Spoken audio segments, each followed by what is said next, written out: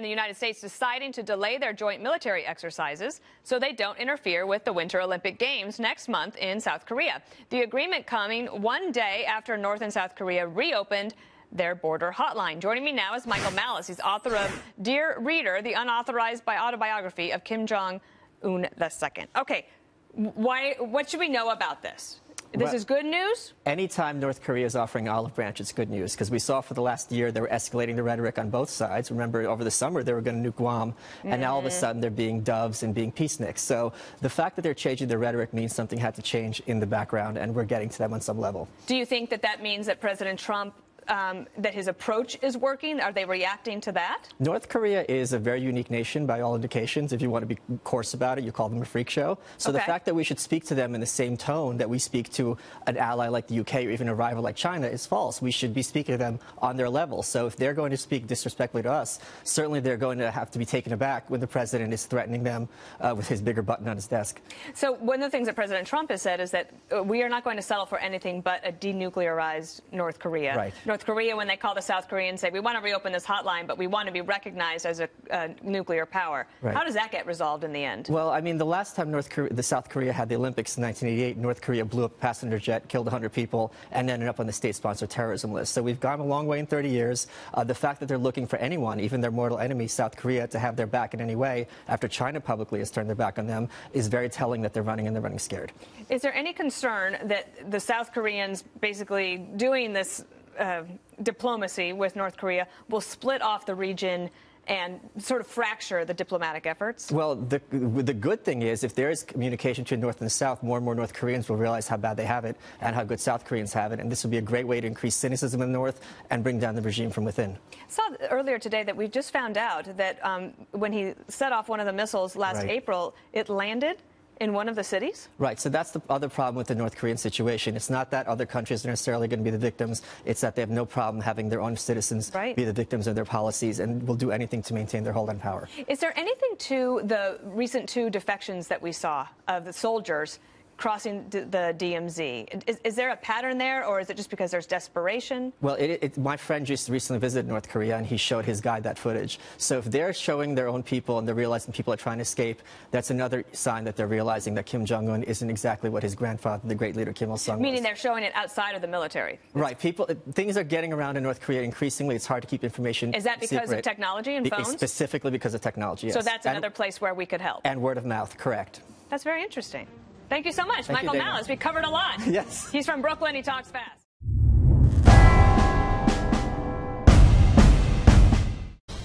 All right, we got confirmation of this, that the South Koreans and the North Koreans are going to continue their sort of talks, their amicable back and forth, and we are going to stop with the South Koreans these military exercises that were planned to go right through and past the Olympics, the Winter Olympics that Seoul is hosting next month. In fact, we've committed to doing that right now, and a lot of people are concerned that we're sort of playing right in the North Koreans' hands. I thought I'd get the read from former Connecticut Independent Senator Joe Lieberman, of course, the vice presidential candidate on the Democratic ticket in 2000 as well. Senator, good to have you. Great to be back, Neil. Happy New Year. To you as well. What do you make of this overture, at least on our part? All right, we'll halt these joint exercises till after the Olympics. I think it's constructive, and let's say, although President Trump communicates in a way that previous presidents have not, through Twitter, a lot of times making foreign policy statements, including the one the other night about the nuclear button. What did you think of that? Well, it was so unconventional, and I must say it jolted me. On the other hand, if you step back, and I'm trying to put it in the best light, he was essentially saying to Kim Jong-un, don't think you're going to intimidate the United States of America. First off, we don't even really know that you have the missiles and the nuclear weapons that you suggest you have. But we're much more powerful than you, and be careful about threatening us or playing with us. And it's just possible that you've got a good cop, bad cop situation here where we're the bad cop and the South Koreans are the good cop. We've got Kim Jong-un nervous, and maybe he's going to begin to cooperate or at least lessen the tensions that he's creating. But he's a danger. I mean, he's the North Korean leader. The North Korean leader is a danger. Also, they have invested so much money I'm convinced that some of it is coming from Iran in developing their missile capacity and nuclear program in the last year or two, that we got to worry about them, and we got to create some fear in them. We got to convince them that they can remain a regime without threatening to use nuclear weapons. The presidents have tried it and failed at it, both parties. That's true, and that's why I don't get as angry as a lot of people do at President Trump for some of the rhetoric he's used against the North Korean leader, because all the civilized talk, sweet talk, negotiations hasn't done anything. I mean, Bob Gates famously said at one point, when a similar situation with North Koreans, they're trying to sell us the same cow we bought twice already. And in other words, same pattern, create a crisis, get some money, stop the crisis for a while, and then start it up again and try to squeeze it. Well, you're right. Maybe something happens maybe here. I Senator, hope so. What do you make of the Senate right now? It's a 51-49 Senate with Doug Jones in Alabama winning that seat and getting sworn in. Tight as a tick, and they've got a lot of big problems to address. Right. Well, you know, it's a question that we've been asking for a long time. I'm happy to be the co-chair of a group called No Labels, which works for more bipartisanship in Congress. We've got two leaders in the Senate, Joe Manchin of West Virginia, Democrat, and Susan Collins of Maine, Republican. But the truth is that overall the Senate is divided on party lines. And look, I don't see it changing. The problem is you're always close to the next election. Right. And in my opinion, what the public would like to see, and in some ways it played out in Alabama, though it was more than that, with Doug Jones, because he kept saying, I'm going to work across party lines. I'm going to try to get things done. That's what the public really wants to see. But there's got to be a willingness to compromise on both sides. Republicans, the White House, Democrats in the Senate. Chuck Schumer is able to do that. He's skillful at it. I hope Why do we get these budget battles? And both sides have done it, right. Where we attach things to it that shouldn't be part of a spending package, like the DACA thing and all of that. Now, to be fair, Democrats who railed against that then are doing this now, and Republicans did it then and railing against it now. So I know how politics work. Right. But that's what happens when we push these things off all the time, right? And we've got just days, in this case, a couple of weeks to go. We have less than a couple of weeks to go, just about a couple of weeks till the budget runs out. So it's going to take compromise. Really, it takes leadership. It has to start in the White House, but then it's got to be the Republican and Democratic leaders of both chambers, and they have got to be willing to say no both to individual members and to their far left and far right. Because in the end, you pass a budget by coming to the middle. You don't give up all your principle, but you compromise to get something done. It doesn't happen. It hasn't happened enough, but the consequences here of a shutdown of government are severe enough, and the impact, who loses most from them, is so uncertain that I personally think they're going to work out a budget agreement before the time runs out. You know, it's already looking like an interesting presidential year where someone was quoted saying, you know, there are 30 Democrats interested in being their party's nominee already. Yeah. Do you see it being a very crowded field? I do. The Republicans last time had, what, 17 or 18? 17. Yeah. And I think the Democrats will have at least that.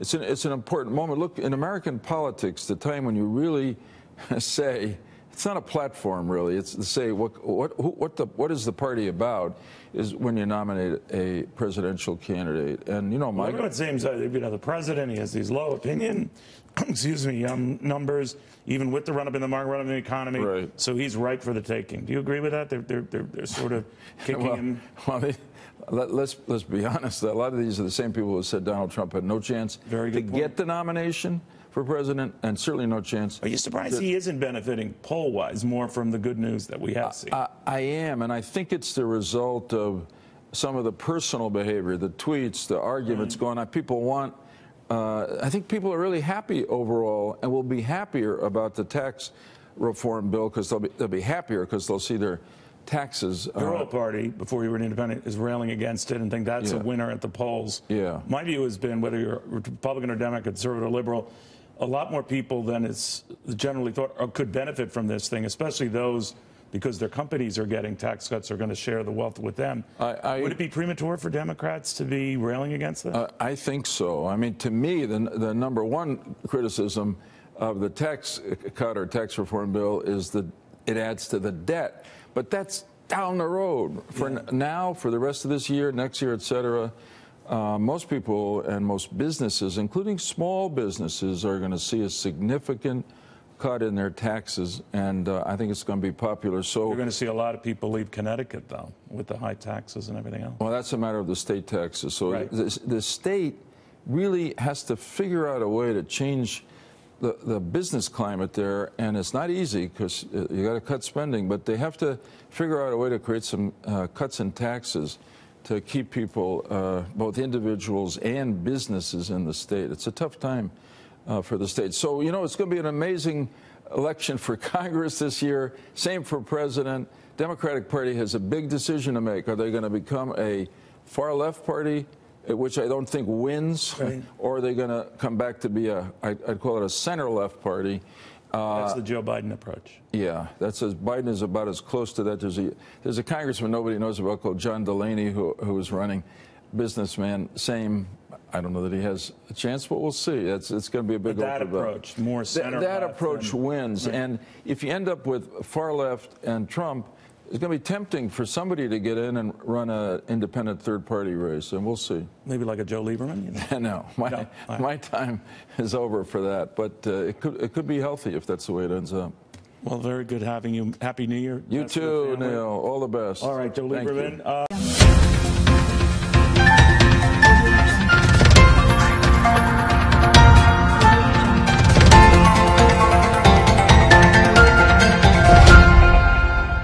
So they don't interfere with the Winter Olympic Games next month in South Korea. The agreement coming one day after North and South Korea reopened their border hotline. Joining me now is Michael Malice. He's author of Dear Reader, the unauthorized autobiography of Kim Jong-un II. Okay.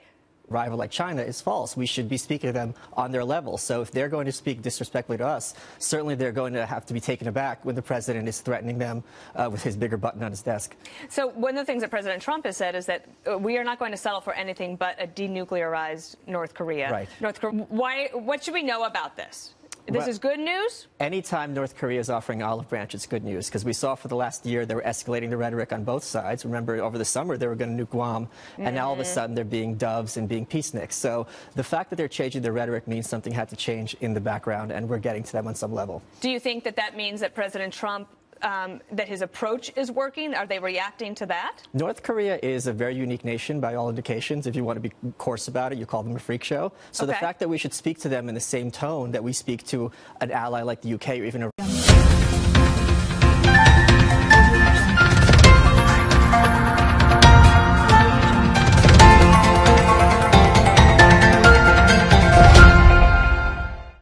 South Korea and the United States deciding to delay their joint military exercises.